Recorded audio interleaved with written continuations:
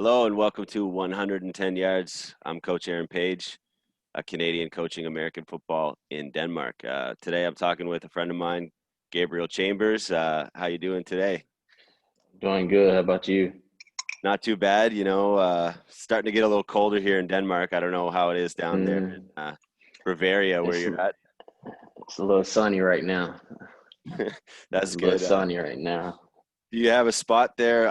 When I was down there, I could see the mountains from the backyard, so that was always Yeah. beautiful in the morning, to go out with a coffee and look at the Alps. You see what I got? I got coffee and I got my tea right there. So yeah. Nice, You- nice. Yeah. So you just took a head coach position with Landsberg X-press. Mm. I coached the U19 program there back in 2018. Um, how you finding the new position, and are you happy about signing with them? Oh man, it's every time you take on a new position, you're always excited. You're excited to get things going. It was a heavy it was like a decision for me to make and for long term, and this is the best decision that I've made in my football career, and I've been doing this since 2015, 14 to 15. But yeah, I'm very excited, and uh I'm ready to start working. I signed in October, but they was trying to get me to sign way before. But I was thinking about coming to Denmark because I have a homeboy up there named Desmond Cooper, and we was gonna try to link up there in Denmark. But then I end up just taking this job. So I think everything lays out pretty well, and the structure that they got going on here it fits me very good. Yeah, and I mean you're not a stranger to the Express. You played against them Yeah. last year, and Germany in general. That's when I met you. You were with Hmm. the Algo Comets, but uh, having played against them, you knew what kind of talent you Oh were yeah. getting into. So Oh that yeah. must have been exciting. I mean, Landsberg is a talented team, and they have some tools that can be exposed even better. So I'm sure you're excited to get some of the guys going. Are you going to be Oh yeah. handling more of the offense or the defensive side of things? I'm gonna be the more of the offense side. I will talk to the defensive coaches, but I trust my coaches, Yeah. and I'm gonna give them the opportunity. Make sure we all on the same page. Just like with my offensive coach is Jan. He's gonna be my OC because I'm still gonna be on the field playing. We're just gonna have the same page, be on the same page, and make sure everything's even if he's in the press box every time I come off the field and get on the headset, he tells me what he see and stuff like that. So it's all about the connection with your coaches. Honestly, I think a lot of people over here in Europe, they don't really have that coach that you can actually just see head to head.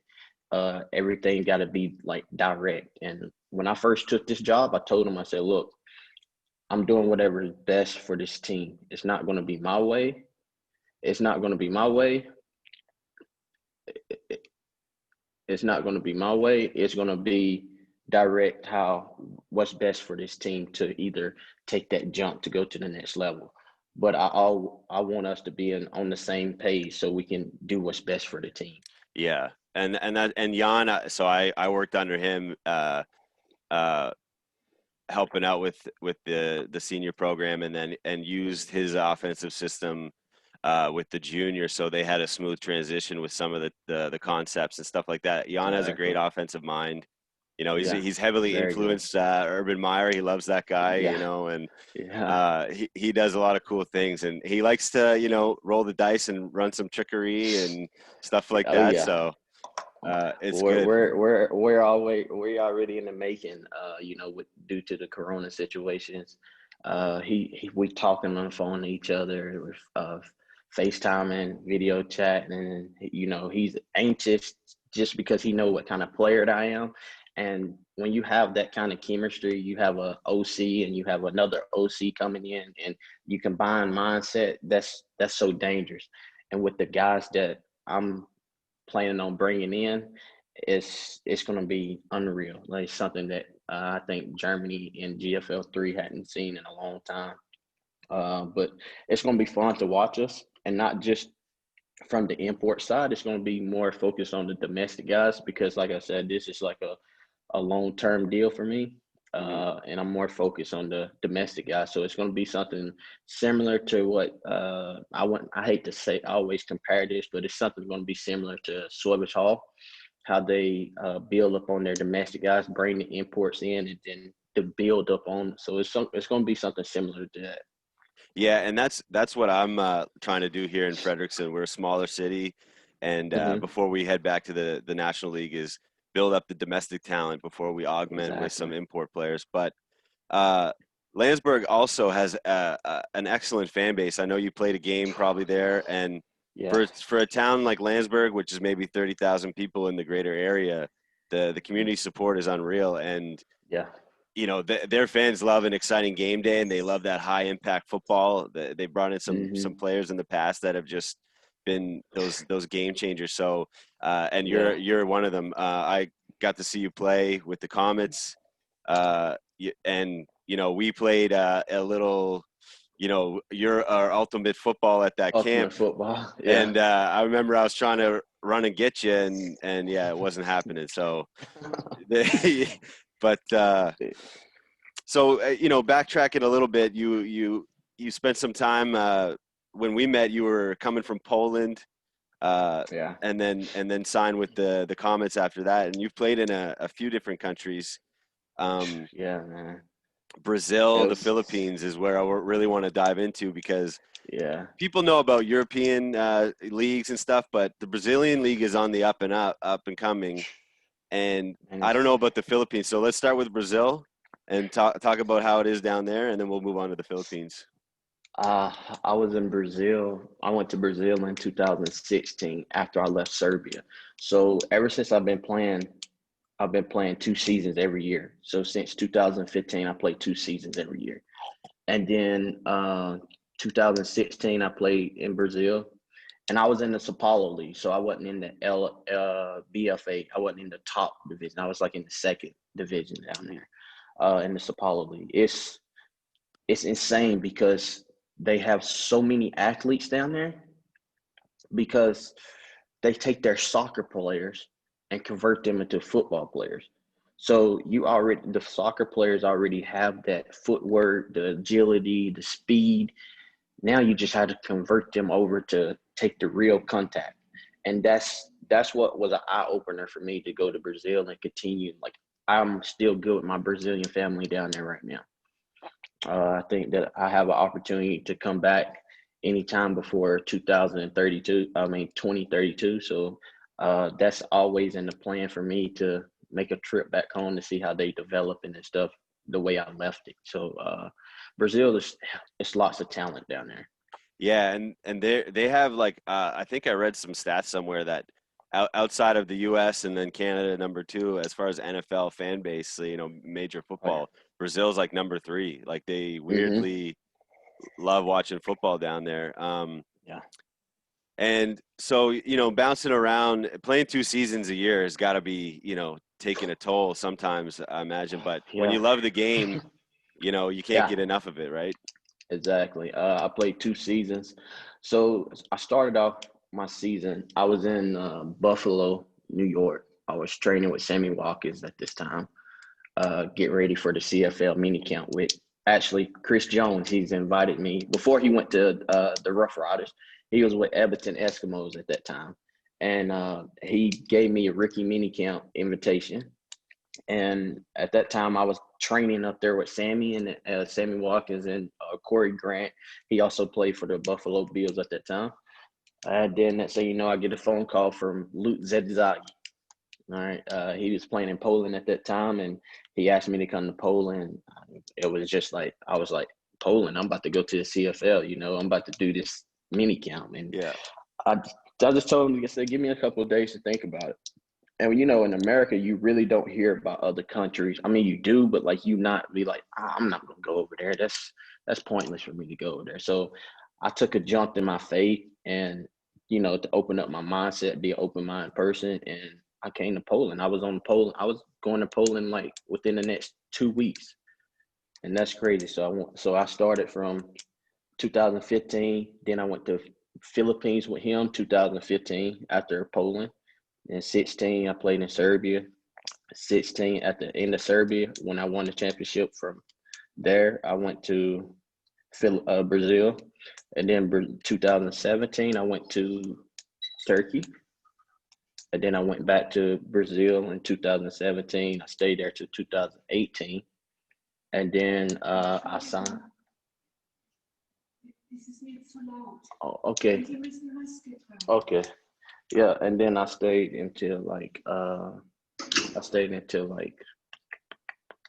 let's see, let me see. I stayed until 18, and then I went to Poland, and then from Poland, let me move over here. And then from Poland, I went to Comets. So that's when everything was like different. Mhm.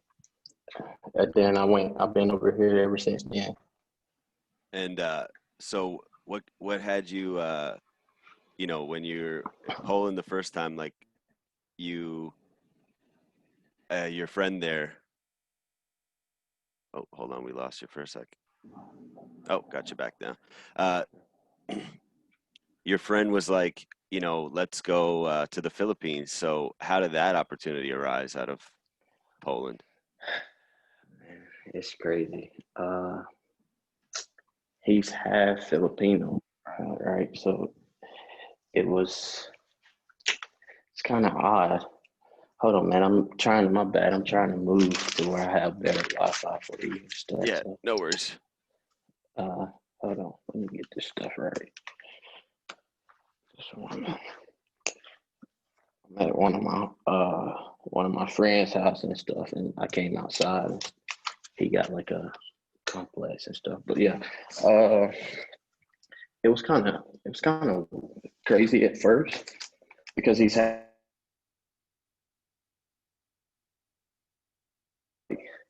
I didn't know exactly what I was getting myself into, honestly, Yeah, because because I was just now coming back from Poland and playing with him in Poland.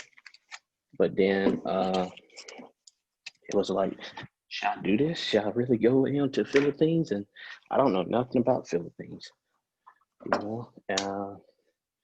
It was just a weird situation. And then, playing the game, actually want to continue playing and stuff. I was like, I just want to go. yeah, and obviously CFL and the money there is a lot higher, but it's more the experience you get out in these countries, and if you find the right team and you can live comfortably for a while, like it's nothing crazy, but I imagine the Philippines was more for the experience than Hmm. the whole money situation, but that's besides the point, Oh yeah, really. oh yeah. And at that time, I wasn't really ready to take a lot of that money. Yeah. I was still young. I went to a D1 school, and then I ended up transferring to NAIA school. And the transfer from a D1 school to a NAIA school is totally different. It's totally different. And for me, I transferred from a party school to a Christian school. So I had like I had chapel every day, Yeah. and it was just like different. But like they knew I was there for football, and that's what it was. Like I went to chapel, but it was just the biggest transition. I was still in my Jacksonville State FCS mode. I wasn't saying like I'm the best one on the campus or anything like that. It was just like, oh, okay, this is what I'm working with. And I was.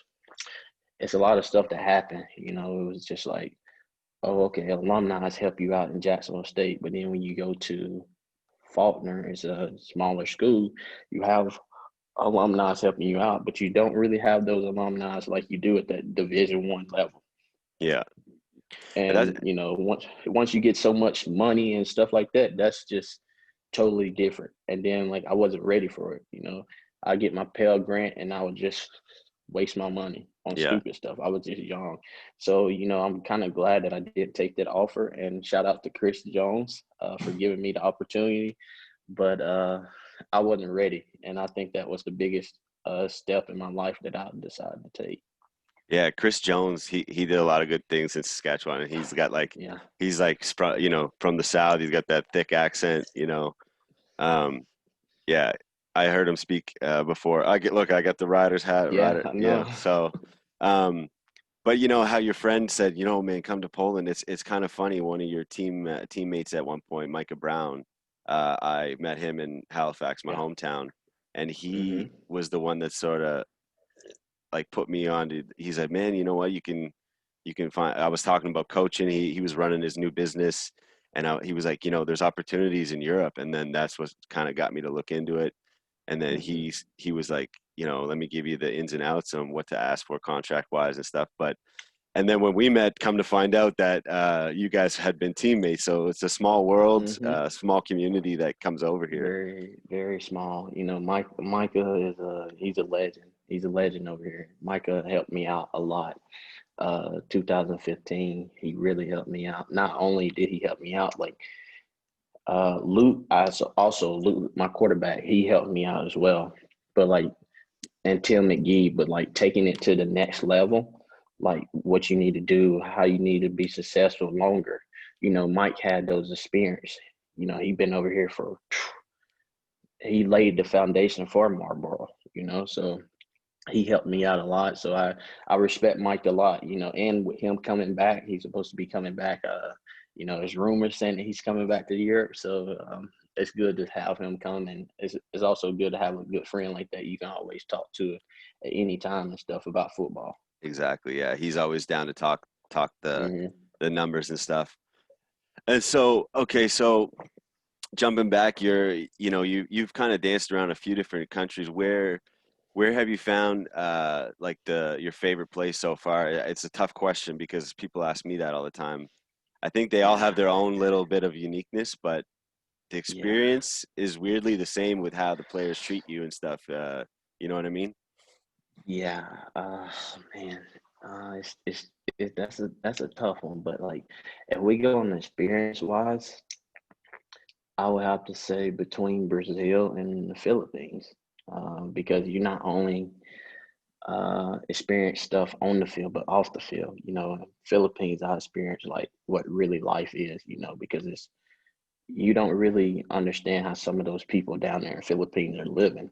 Like you may see like small commercials and stuff, but like when you actually see it in real life and you see people like actually their rib caves and stuff, that's an eye opener. Hmm. Because a lot of people take stuff for granted, and so that was like an eye opener for me. Yeah. Uh, Brazil, of course, everybody want to go to Brazil. It's just loving people down there. They in Brazil. When I played in Brazil, it was so many loving people. They caring and stuff, and it's different. And I felt like I was at home. Like I didn't have to adapt to anything. Like it just felt at home. Yeah. And I bet seeing people have a passion for a sport like American football, Hmm.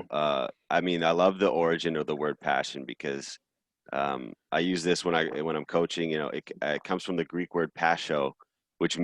literally means to suffer. And so you see some of these people, especially in a community, maybe Philippines, they're they have it hard enough as it is, depending on where you're Hmm. at, and maybe Serbia and other places as well. Yeah.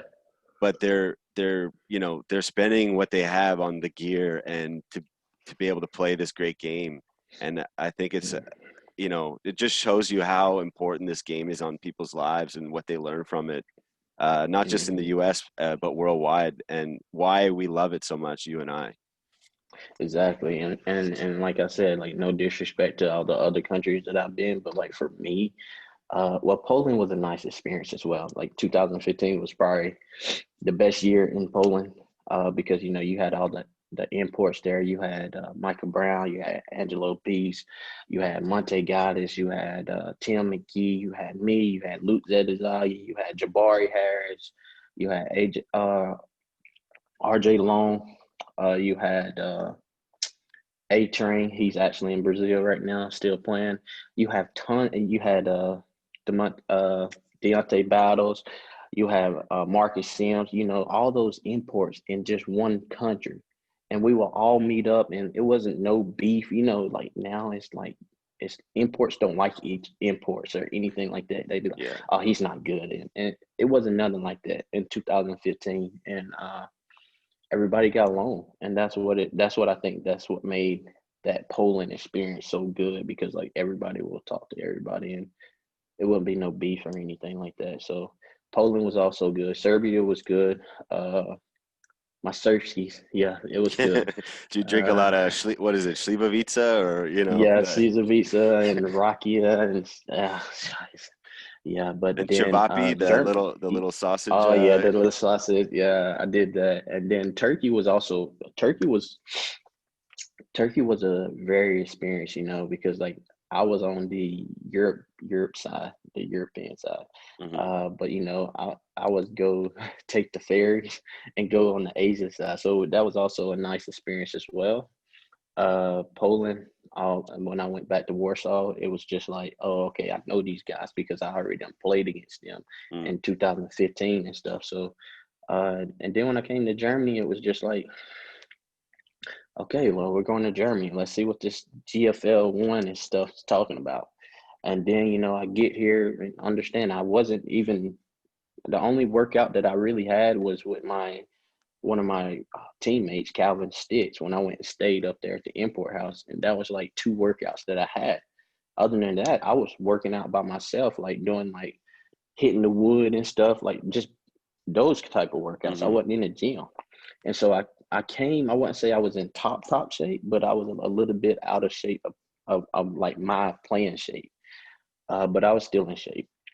And then my first game was against Sweater's Hall, and that was my first touchdown.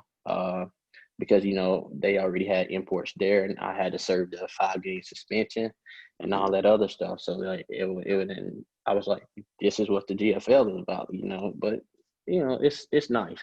You have those experiences and stuff everywhere. So if I was to come down to it, life experience and learning experience, I would definitely say Brazil and Philippines. Yeah. You know what? I had some talks with some teams in Brazil, and it just never ended up going through. But I mean, in the future, who knows? That's something with the league growing the way it is. And just for people listening, the 5 game suspension, he wasn't in trouble or anything. It's just No, when you switch leagues, yeah, you have to sit out a certain amount of games, yeah, just due to the European rules. So, yeah. um, now, being in Landsberg, with the COVID situation in Germany, I had this conversation with Kevin yesterday. It's hard to keep like kind of keep that carrot in front of the guys to get them motivated to be, because some guys, they need the practice structure to actually put in work, and others can do it on their own. There's a guy like Max Keese, plays on defense. Like, Hmm. that guy's a Yeah, workhorse, yeah. and his brothers as well. But then, some other guys, they need that structure of practice. So have you guys been using Zoom or having stuff like that, Um, or what? Man, honestly, I haven't even did that, and that's me doing bad coaching right now. But like I've been reaching out to them and see how they're doing. I'm like, because right now, I mean, you got this COVID stuff, and I know a lot of people want to focus on football and stuff, but this is the time to regather yourself and actually focus on what you have to learn. Like before COVID, and I'm not saying anything bad against COVID, but before COVID, everybody was just running by themselves. Mm, And now that we have this full lockdown, you can actually focus on the things that you really need to focus on to become a better person, not just a better athlete. So I check in on my athletes uh, day to day.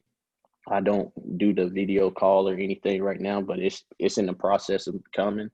But I check in on my athletes to make sure their mind is right, and to check on their families to make sure their families are good, because that's the main thing. I mean, football will be here forever, but when you losing family members due to COVID or other things, I think that's the most important thing. And that's why I told them, like, for me, it's not just coming here and playing football. It's also making them better mans after football, because you mhm. can't play this game forever.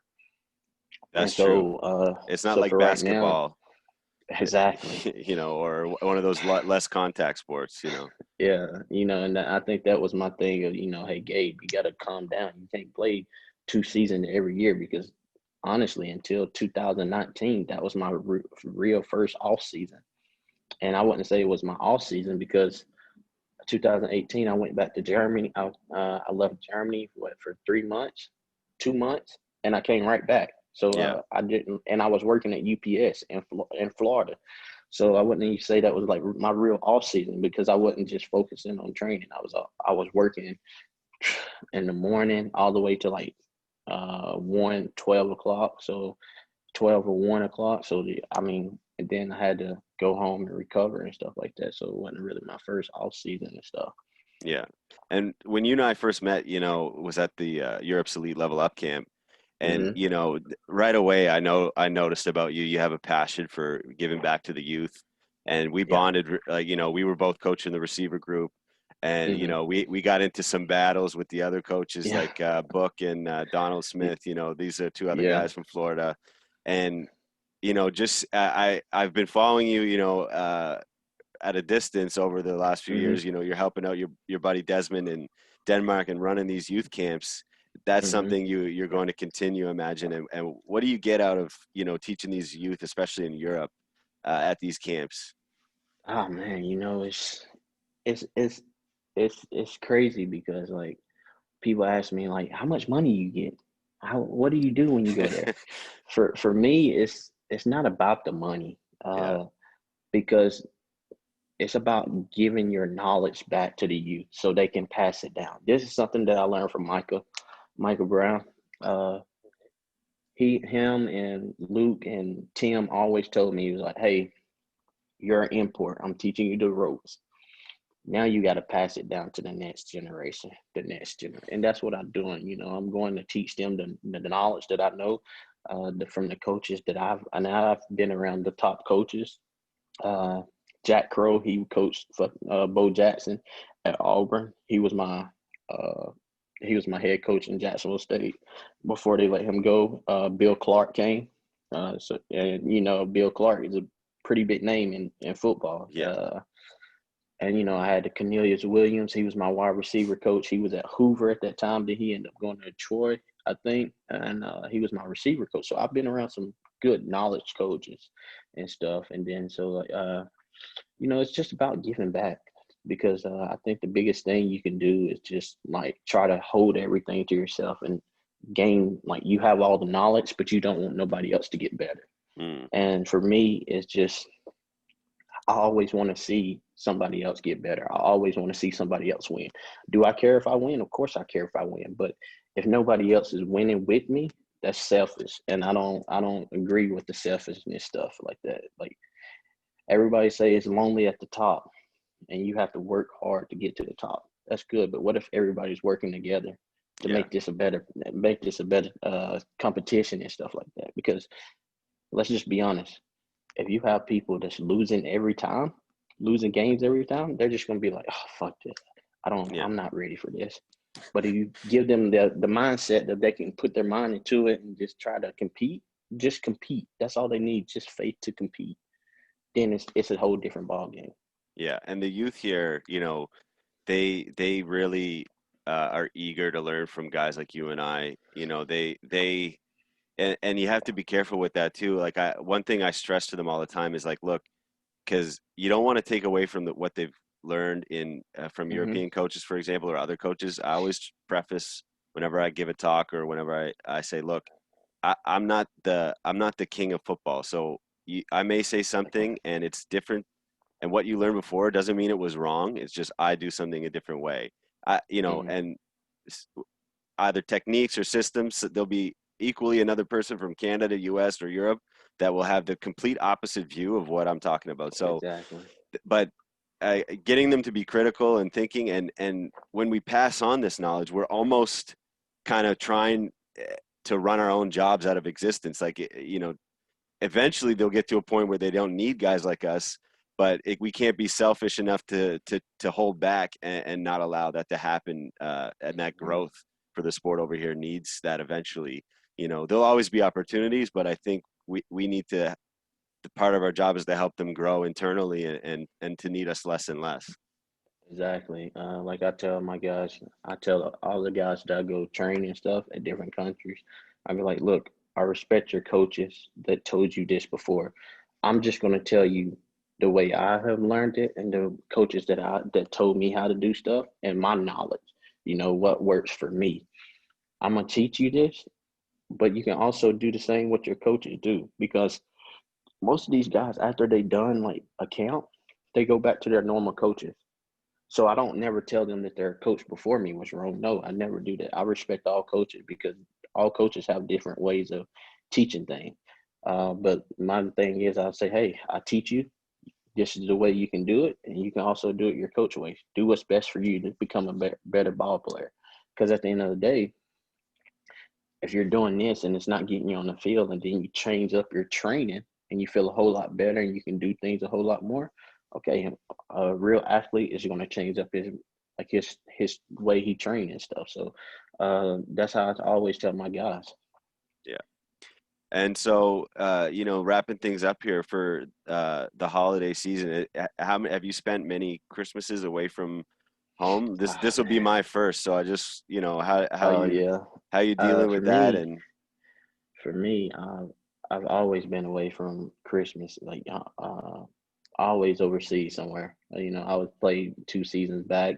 I think the 15 I was in Philippines.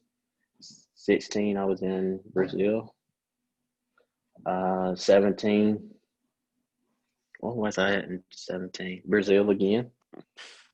yeah, And then 18 I was in Germany. So yeah, it's it's been I've been away all the time for Christmas and stuff like that. So I think it's I think spending time with Christmas with family, that's very important. But my family knows like my process and my journey. So it's good to FaceTime, but it's also good to see them in person, especially with a lot of things that's going on in this world. So I was planning on trying to go back home, just to hang out and just catch up with my family. But like they know what I'm doing over here, and they said it's the bigger purpose over here to help guys and give back to the community, because I was once that guy that didn't have that knowledge, like from an OG. I mean, a older guy, he would give me a knowledge, but I was also that hard head. It was like, mm, man, I'm gonna do it my way. And so when you get older, you get more wiser, and you soak in the knowledge, and you be like, I understand why he told me that. And that's the biggest thing, and that's why I'm hard on it now, like giving back, giving back, giving back. Like with Emmanuel Lewis, hmm I work. He's another OG that I look up to, to help me and stuff. And I really like soak in all the knowledge he gives me. And it's crazy because you have people come in your life for a reason. that's true. And like Micah Brown, Emmanuel Lewis, all these guys that I mentioned before, they come in my life, just come in my life, and I'm just soaking up the knowledge, soaking it up, and passing it down, because you never know. Like with all these kids signing, and that's another thing, with all these kids signing to go to like a D1 school or even go to college. That's the thing. A lot of people want to go to a D1 school. Do you know how hard it is just to get a college to recruit you? Mm. And that's why I try to tell these guys over here, yeah, D1 is nice. I live that lifestyle. I live that lifestyle. But it's not the lifestyle because I mean, let's just be honest. Like everybody want to go play D1, but they don't realize how much time you're about to give up. Yeah, What or what other what social opportunities life? with D2, Yeah. or even I try to preach Canadian schools because there's good football going on up there. It's a little bit different, but they have Hmm. scholarship opportunities and stuff like that. But you're right. It's and for the holidays, when you're spending it in Brazil and the Philippines, like it's not like you're by yourself. You have your football Yeah, family there as yeah. well. I had my football family. I actually, when I was in Brazil, I actually had my Brazilian family. Still to this day. Bruno. I had Bruno. I had Luana. I had just my Brazilian family, and we had great churrasco. We had it was so amazing in Brazil. I'm telling you, Yeah. my Brazilian. I miss it. If this wasn't my situation that I'm in with Landsberg, more than likely I would go back to Brazil. And I live down there for probably the rest of my life because it's so amazing down there. People are so nice and open and caring and stuff. So Yeah. Especially I was in Sao Paulo, so you have rough areas in Brazil, but like I was in South Sao Paulo and Sao Paulo, like in Leme, Sao Paulo. So it's like a small area, but everybody loves each other. Everybody know each other, and they look out for each other. So that's where I was at. And so, okay, in closing here, what's two things we can expect to see from Landsberg this Mm. season? You know, uh, uh, don't have to be too open with it, but what do you like the offense, defense? What are we looking at? oh, the offense. The fans could expect very high energy. You know how I am. I'm a high energy guy. We will have energy the whole game. You will see a lot of exciting plays. You will see a lot of your domestic guys actually making plays as well. It's going to try to be a. I'm not going to give away all the tips, but we're going to try to do like a high offense. Control the game. Defense, you're going to see a lot of takeaways. You're going to see a lot of discipline, sound football. And just come out and try to support us. I mean, I know right now during this Corona time, everything is crazy, but yeah, and you will see us grow as a team. Instead of bringing all these imports in, and you have this import come in for a year and then he leaves, and you're gonna have a domestic guy who's you see him grow up in this city, and then you're gonna love it because he's actually doing this, not the same quality, but he's doing the same thing as an import can do. So a lot of guys are gonna, and then like with us giving back to the community, that's a huge thing for me. Hmm. Like for me, that's what I'm working on right now. I'm trying to get together with the handball, the basketball team, uh, the hockey team. Oh I yeah, think we got, Marcel Uhas. He's the hockey guy yeah, there. He's yeah, a yeah. he's a fellow Canadian. Yeah. So Yeah. So yeah. like I'm trying to get with the hockey team because at the end of the day, man, it's not about just Landsberg football. You have Landsberg and all, and you have to come together as a community, and that's the biggest thing. So like as a community, they will see us, grow together as a team, and then also after the games, we will go show love to the fans, and we have the fans time where you can have your kids or whatever come hang out with us and stuff like that. So it's going to be a exciting atmosphere. I mean, you know how it was when you was there, and we just now got a visual scoreboard, a Oh wow. playback, a video, and yeah, well, I mean, everything's changing. We got an artificial turf there for a practice, and long term goal is to try to make that a game field, like put the turf on the game field, but it's in the process. Everything a process thing. So fans will just be patient, and hopefully let's just get through this COVID stuff. And when 2021 come, yeah, I'm telling you, it's going to be a place to be. The atmosphere and everything, it's going to be there. Awesome, man. Thanks for coming on, and it's always good to see a friendly face, and Yeah, appreciate you. no problem, man.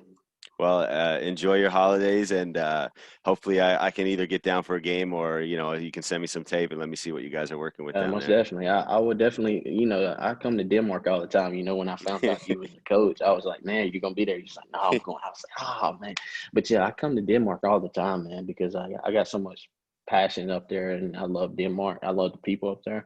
But my home is here in Germany, but like Yeah. I would come up there for sure. So I like what you doing up there. I see that y'all getting like, is it a new field or something? Yeah, yeah, brand new field coming on the way. Yes. So, Look at that coach making new moves and everything, new jerseys and everything, huh? yeah, I'm yeah, trying to get on your level. I got to get on your level, man. yeah, But yeah, it's good to see everybody still continuing spreading the love and actually doing positive things, especially during this time. So, man, keep up the good work, man. Thank you for having me on the show. yeah. Thank you.